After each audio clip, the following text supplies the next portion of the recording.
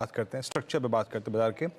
हमारे साथ बातचीत करने के लिए श्री वैभव सांघवी बिग मार्केट वॉइसेस की कड़ी में हमारे साथ जुड़े हैं, सीईओ आस्क हिज सॉल्यूशंस के। वैभव जी नमस्कार, कार्यक्रम में स्वागत है आपका। और अर्निंग सीजन को देखा हमने और साथ ही साथ उसके बाद जो सबसे बड़ा ट्रिगर मिला हमको यहाँ पर वो था हमारा जीडीपी के आंकड़े, जो शुक्रवार को हमने सीरीज के पहले दिन देखे, और उसमें भी मैन्युफैक्चरिंग का आंकड़ा जिसने ये ताज़ा हवा दी है बाजार को। सर, आपकी रीडिंग क्या कह रही है बाजार को लेकर? और अब क्योंकि अभी कुछ देर पहले जैसे कि हम खबर क्रैक कर रहे थे सीएनबीसी आवाज़ के एक्सक्लूसिव की, बजट प्रिपरेशंस फुल फ्लैश शुरू हो चुकी है लॉन्ग टर्म को, अर्थव्यवस्था को कोई बड़ी दिशा देने के लिए लॉन्गर टर्म प्रोस्पेक्टिव से। ये प्लेसमेंट बाजार की है कैसी इस वक्त, इस लेवल पे रिस्क रिवॉर्ड रेशो कैसा है, या फिर आपको लगता है कि थोड़ा प्री बजट अनवाइंडिंग बाजार में पॉसिबल है? आपका view? Sure Virendra, I think अगर हम बाजार का मूवमेंट देखते हैं और लेट अस गो 4 महीने या 5 महीने पहले जब अपने स्टेट्स के इलेक्शन हुए, उसके बाद नवंबर और दिसंबर में करीबन 13% मार्केट चला इन एंटिसिपेशन के मौजूदा सरकार कंटिन्यूड रहेगी और रिफॉर्म प्रोसेस कंटिन्यूड रहेगा।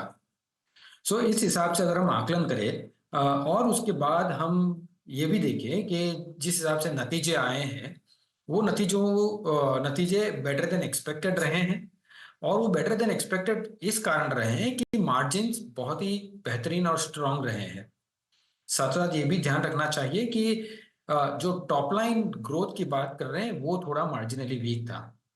सो गोइंग फॉरवर्ड हम ये दोनों मेन मुद्दे को अगर फ्यूचर में एनालाइज करते हैं तो यस, जनरल इलेक्शंस आगे हैं, 2-3 महीने के अंदर जो भी होना है वो वॉलेटिलिटी रहेगी, बट एक एक्सपेक्टेशन है कि current dispensation will continue. So possibly है कि रिजल्ट आने के बाद there can be slight amount of profit booking in that, because काफी कुछ रैली हम पहले ही कर चुके रहेंगे।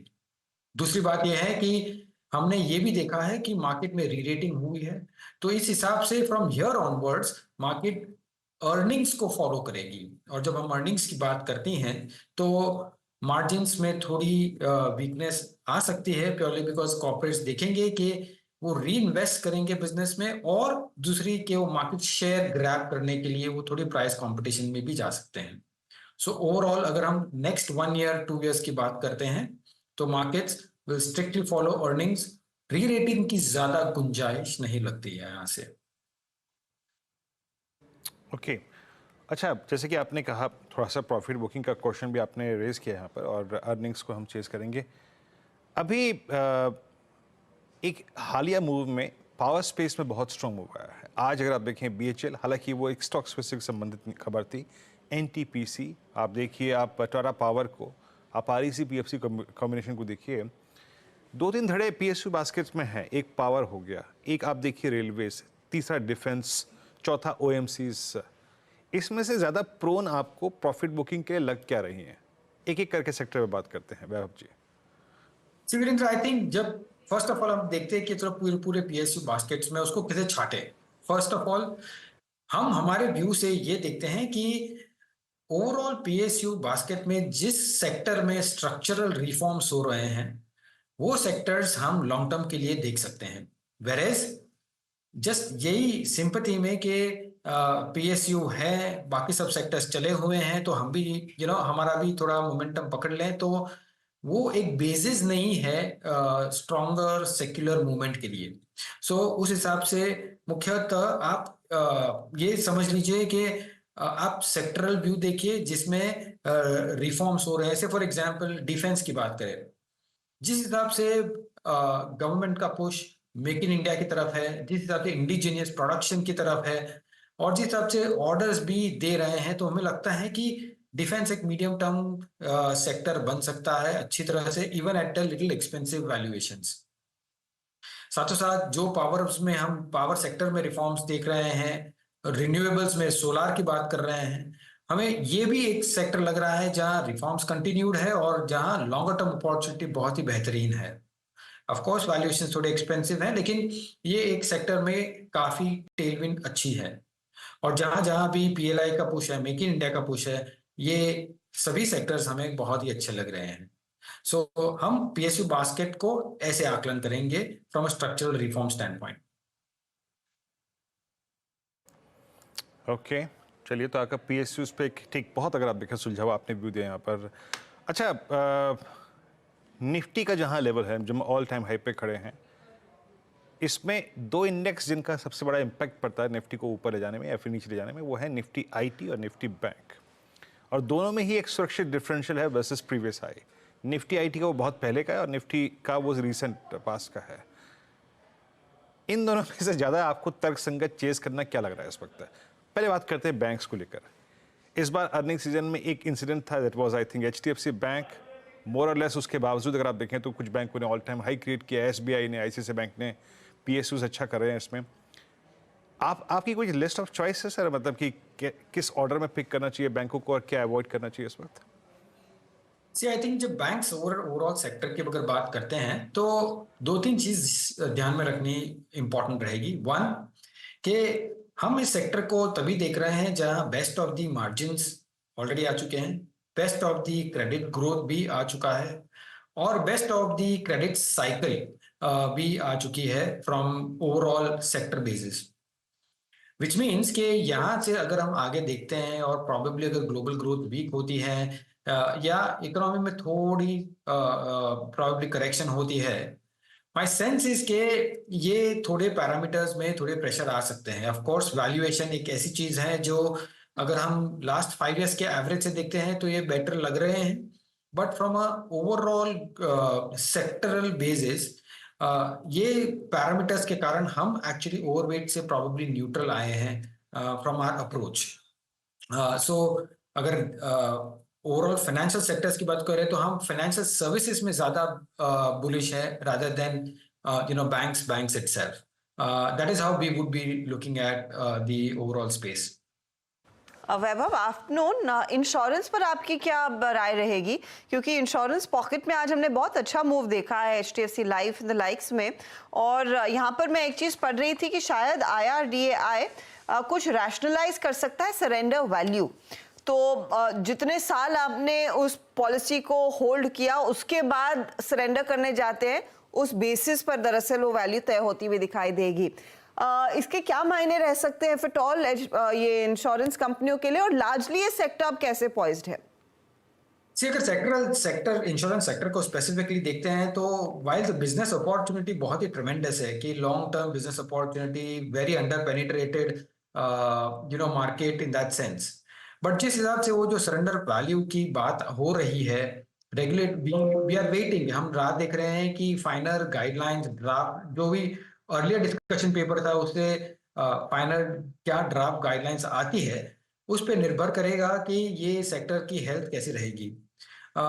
May be expectations from the street ये है कि जो भी अर्लियर ड्राफ्ट और जो भी अर्लियर डिस्कशन पेपर था वहां से थोड़ा बेटर हो सकता है, और इसी के कारण हमने देखा है कि ये मोमेंटम पकड़े हुए हैं लास्ट 2 दिन से in terms of this sector.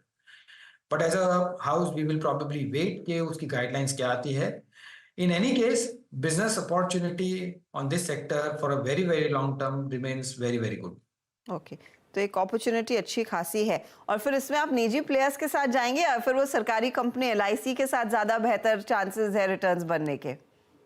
I think ये सेक्टर में रिस्क रिवॉर्ड क्लियरली हम काफी फैक्टर्स देखेंगे उसके कारण, बट वैल्यूएशन एक ऐसी चीज है जो हम हमेशा देखते हैं और रिस्क रिवॉर्ड जिस हिसाब से बैठता है ओवरऑल रेगुलेशन के हिसाब से और individual segment management risk management policies काफी वेरिएबल्स है जो हम आकलन करके देखेंगे कि किस बाजू जाना है। But at this point in time overall sector looks pretty good from a business opportunity. अच्छा है, लेकिन आप साफ शायद स्टॉक्स के नाम नहीं लेना चाहते या फिर इंडिकेट नहीं करना चाहते। I completely understand. एक और स्पेस जहाँ पर हमने देखा है अब थोड़ा सा टाइट टर्न होने की उम्मीद है, वो लार्जली आईटी कंपनियां हैं। जिस तरह के ऑर्डर फ्लोज अब कंपनियों ने धीरे धीरे करके डिलीवर किए हैं, जो नैस्डैक में हमने देखा है ओवरऑल एक्शन बनता हुआ दिखाई दिया है।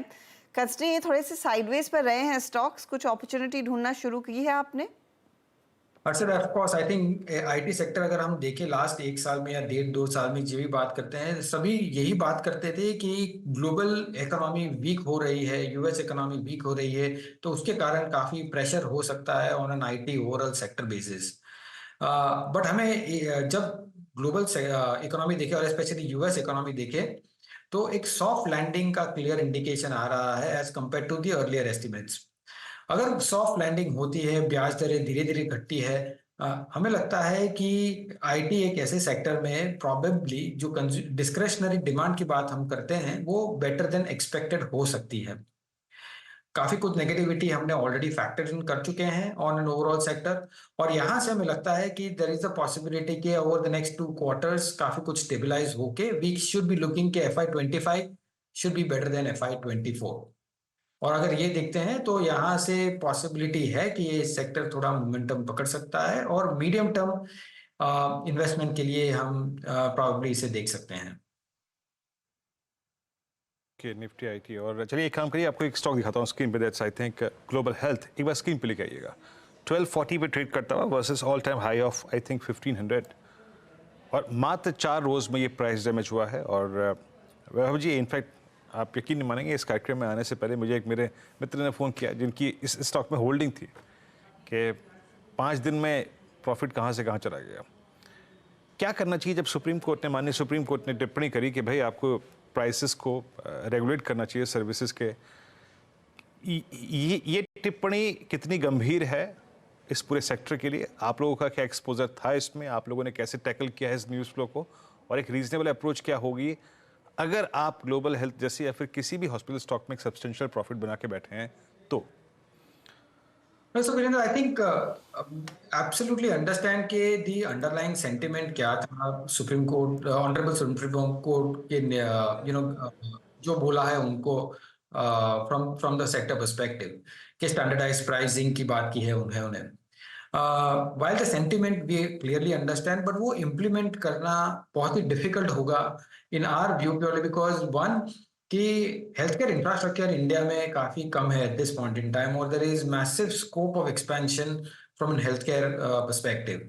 सो देखना पड़ेगा कि वो रेगुलेटरी ओवरबेयरिंग कैसे आता है इसमें। अगर वो आता है तो डेफिनेटली वो थोड़ा नेगेटिव रहेगा, बट लुकिंग एट द इम्प्लीमेंटेबिलिटी वो थोड़ी हमें टफ लग रही है। सो अगर जोर से करेक्शन आता है इन सेक्टर में, the fundamental business fundamentals change नहीं हो रहे हैं, और हमें लगता है कि एक तक अपॉर्चुनिटी मिल सकती है after the correction for a quick trade. Vaibhav, ये प्रॉपर्टी कंपनियों पर क्या अभी भी मौका है खरीदारी करने का? क्योंकि हर आए दिन हम देख रहे हैं बड़े से बड़े प्रोजेक्ट्स लॉन्च हो रहे हैं, और जितनी तेजी से प्रोजेक्ट्स लॉन्च करते हैं उतनी तेजी से सेल आउट भी हो जाते हैं। अब वैल्यूएशन में वो कितना रिफ्लेक्ट कर रहा है डिमांड वाइज सिनेरियो, उस पर आपकी क्या राय रहेगी? और हाल फिलहाल में अगर आपने कुछ खरीदा है तो बताइए। Of course, from a real estate sector, जिस हिसाब से मोमेंटम रही है इन टर्म्स ऑफ बिक्री हुई है from an inventory perspective, I think it has been very positive. However, अगर हम वैल्यूएशंस के हिसाब से, जैसे अर्षद आपने कहा, वैल्यूएशंस हमें नहीं समझ पड़ रहे हैं ऑनेस्टली, कि whether you look at net asset value based valuations या फिर आप you cannot value real estate company on PE basis, right, in that sense. So or price to sales. So हमें लगता है कि यहाँ फ्रॉड थोड़ी आ रही है from a sector perspective, वेरेज real estate prices और रियल एस्टेट कंपनी के प्राइसेस में अंतर रखना बहुत ही जरूरी है। Real estate prices may not go down in that sense purely because वो रॉ मटेरियल या कॉस्ट प्रेशर्स ही उतने ज्यादा है, whereas from a real estate stock prices I think valuations are pretty full. Possibly Vaibhav ji, आखिरी प्रश्न, कोई अप्रोच आप लोगों ने केमिकल से बनाई है क्या? Contra call at this prices, मतलब प्राइसेस तो अभी भी स्टेबल नहीं हुए हैं, बट ये प्राइस क्या अट्रैक्ट कर रहे हैं आप लोगों को? Chemical prices eight this point in time, जैसे आपने कहा, सबड्यूड है। आई थिंक हम राह देखेंगे पूरी इन्वेंट्री को क्लियर होते हुए। वैल्यूएशंस ऑफ कोर्स एक्सपेंसिव थे, इसलिए जरा भी correction on the prices globally और लैक ऑफ डिमांड में आपने देखा कि क्या असर हुआ है पूरे सेक्टर में। Wait for the sector to clear the inventory, और फिर हम देखेंगे कि क्या लेवल पे स्टेबलाइज होते हैं, from a further investment perspective. At this point in time, we are just avoid. चलिए, वैभव जी बहुत बहुत शुक्रिया, आप इस कार्यक्रम में शामिल हुए, सभी सेक्टर्स पर अपनी अपनी अपनी खुल की राय रखी। बहुत बहुत शुक्रिया इस कार्यक्रम में शामिल होने के लिए।